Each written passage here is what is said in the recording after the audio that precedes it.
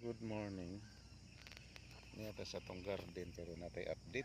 Ngayon na ni ang result sa kabuuan na ni hapit na 20 putso kadlaw. 29 kadlaw gikan gi-transplant. Mo human nato ni pruning. So nakita na to nga nalingsing na pag-ayo. Ano siya oh. Dako na.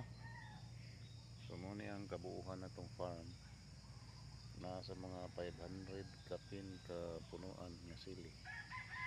So makita nimo diri oh, straight na oh. Tubo na sila oh.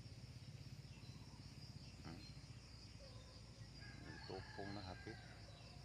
Yan na ni side race na to ang intercrop na to ang mais, pipila ka buok.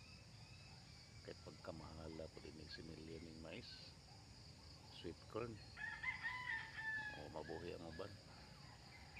So manidagan sa ito ang i-farm karon mga kaibigan.